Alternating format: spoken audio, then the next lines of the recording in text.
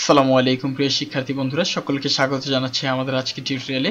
আপনাদের সাথে আছি আমি আবুল কালাম নয়ন এবং আজকে আমাদের লেকচার টপিকস হচ্ছে মাইক্রোসফট অফিস ওয়ার্ডের মেইলিংস সম্পর্কিত এবং আজকে চলছে আমাদের 20 নম্বর ক্লাস।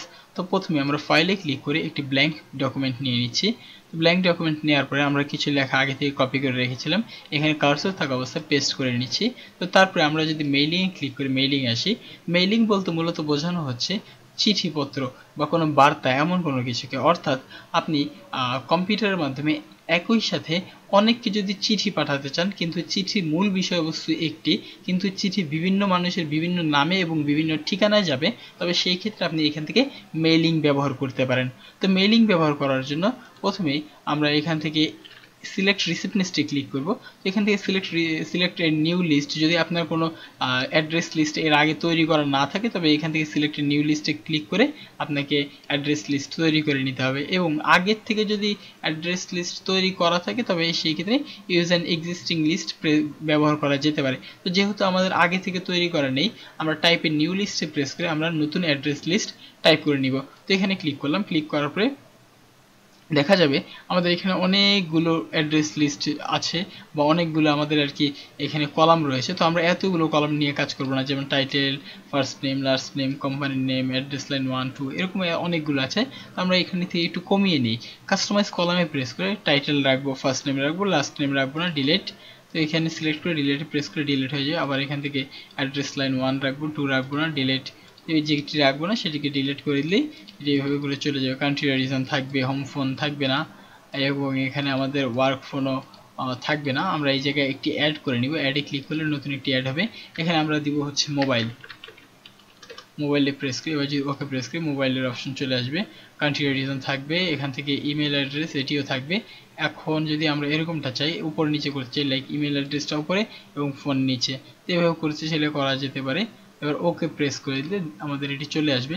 তো টাইটেল এখানে দিচ্ছি হচ্ছে লাইক এখানে আমরা যার যার কাছে চিঠি প্রেরণ করব তার টাইটেল দিচ্ছি। যেমন এখানে যদি চেয়ারম্যান সকলকে মেইল পাঠায় বা চিঠি পাঠায়, তবে সেই ক্ষেত্রে প্রথমে পাঠাবে সে managing ডিরেক্টরকে,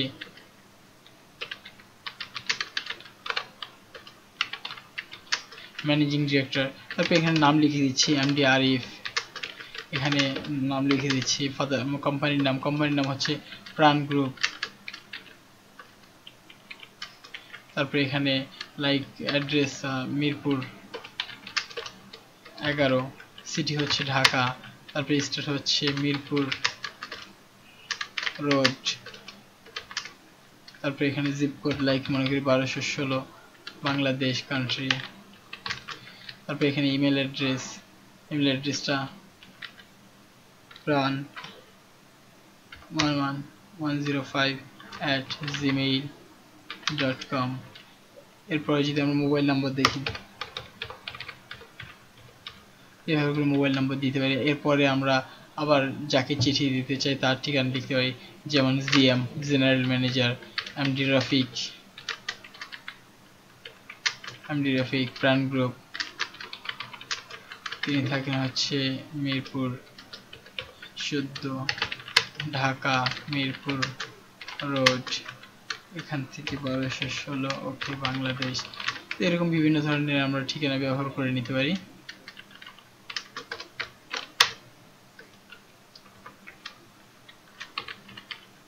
yahoo.com।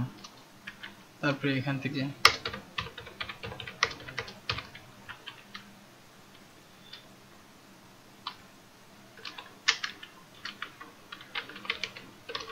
Sales executive MD Hanif,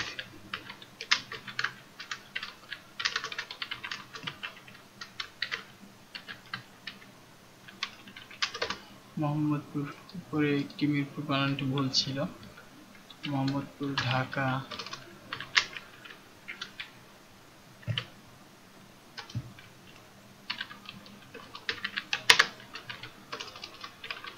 Mohammadpur 1212,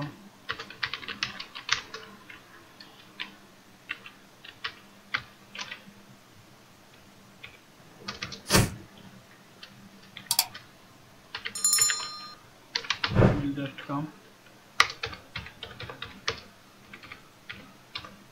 এইভাবে করে আমরা তিনটি লিস্ট তৈরি করে নিলাম। এখন এটিকে আমরা সেভ করে নিব। তো ওকে প্রেস করার মাধ্যমে আমরা একটি সেভের অপশন চলে আসবে, এই সেভের অপশন থেকে সেভ করে নিতে পারি। তো একটি ফাইল যেভাবে ঠিক সেভ করি, তো এইভাবে করে আমরা এই লিস্টটিকে সেভ করে নিব। এটি হচ্ছে আমাদের data source, Microsoft Office address list. তো এখান থেকে এটিকে যে কোনো একটি লোকেশনে সেভ করে নিতে পারেন। তো এখানে থেকে একটা লোকেশন নিয়ে এখন সেভ করে দিব।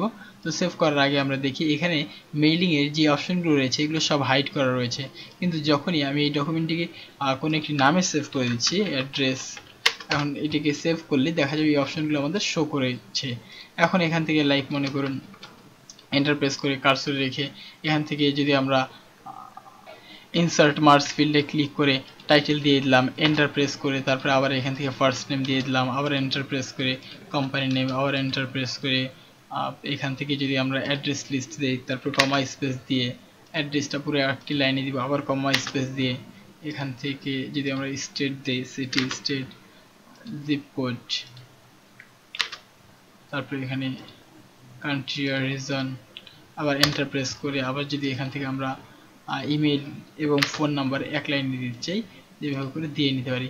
তারপরে আবার এখানে ডিআর এর পাশে এসে যদি আমরা ফার্স্ট নেমটা বসিয়ে দিই, যেভাবে ফার্স্ট নেম চলে আসবে। এখন যদি আমরা এখান থেকে একটু প্রিভিউ রেজাল্টে প্রেস করি, তবে দেখা যাবে ম্যানেজিং ডিরেক্টর এমডি আরিফ, এখান থেকে প্ল্যান গ্রুপ, এখানে তার ঠিকানা চলে আসছে, এখানে তার ইমেল অ্যাড্রেস এবং এখানে ফোন নাম্বার, আবার এখানে ডিআর, তারপর তার নাম দিয়ে শুরু হচ্ছে এবং তারপর চিঠিতে আমাদের যে বিষয়বস্তু রয়েছে মিটিং এর সংক্রান্ত এগুলোর থাকবে। এবং শেষে দিয়ে যদি এখান থেকে দেওয়া হয় ইয়োর বেস্ট উইশার, তারপরে এখানে এমডি মীর হামিদ আলী, এভাবে দিয়ে দিলাম। এখন যদি আমরা এর পরের লিস্ট থেকে দেখতে চাই, জাস্ট এখানে নেক্সট রেকর্ডে প্রেস করলে পরবর্তী রেকর্ডটি চলে আসবে, জিএম রফিক, তারপরে চলে আসবে এরকম হানিফ। এখন যদি আমরা এটিকে প্রিন্ট দিয়ে বের করে নিচ্ছি, তবে সেই ক্ষেত্রে ফিনিশ এন্ড মার্জে প্রেস করি, তারপরে edit individual document, edit individual ডকুমেন্টে প্রেস করলে এরকম অপশন চলে আসবে। এখন আমরা কয়টি চাচ্ছি, যদি সবগুলো লিস্ট আমরা প্রিন্ট করে নিচ্ছি বা দেখে নিচ্ছি, তবে অলে প্রেস করব। যদি আমরা বর্তমানে যে রেজাল্ট দেখতে পাচ্ছি এটি যদি চাই, তবে কারেন্টে প্রেস করব। এবং যদি আমাদের এখানে প্রায় অনেকগুলো আমাদের রেকর্ড থাকে, তবে সেই ক্ষেত্রে যতগুলো রেকর্ড চাই, যেমন 5 থেকে 10 বা 15 থেকে 20 এইভাবে করে নিতে পারি। তো সেই ক্ষেত্রে আমরা অল প্রেস করি বা যদি ওকে প্রেস করি, দেখা যাবে আমাদের 3টি রেকর্ডই এভাবে করে চিঠি আকারে চলে এসছে। ম্যানেজিং ডিরেক্টর আরিফ, এরকম তার যে চিঠিটা, তার চিঠিটি চলে এসছে। তারপরে এটি আমাদের জিএম এর যেই ছিল এটি চিঠি চলে এসছে, হানিফের চিঠি, এভাবে করে আমাদের এটি লেটার নামক আরেকটি ডকুমেন্টে এটি চলে আসবে। তো এইভাবে করে সাধারণত আমরা আমাদের মেইলিং এর ব্যবহার করে নিতে পারি। এখন যদি আবার আমরা এখান থেকে সিলেক্ট রিসিপ্টনেসটা প্লেস করি, তবে এখান থেকে এখন আমরা চাইলে ইউজ অ্যান এক্সিস্টিং লিস্ট ব্যবহার করে নিতে পারি। নতুন একটি পৃষ্ঠা নিয়ে তারপরে আপনি চাইলে use an existing list press করে তারপরে আমাদের যেই এই অ্যাড্রেস লিস্ট নেওয়া হয়েছিল এখান থেকে এটিকেও ব্যবহার করা যেতে পারে। তো প্রিয় শিক্ষার্থী বন্ধুরা, এই ছিল আমাদের আজকে টিউটোরিয়ালের বিষয়বস্তু। সকলে ভালো থাকুন, সুস্থ থাকুন এই কামনাই করি। তো পরবর্তী টিউটোরিয়াল দেখার আমন্ত্রণ জানিয়ে আজকের মতো এখানেই বিদায় নিচ্ছি। ধন্যবাদ সকলকে।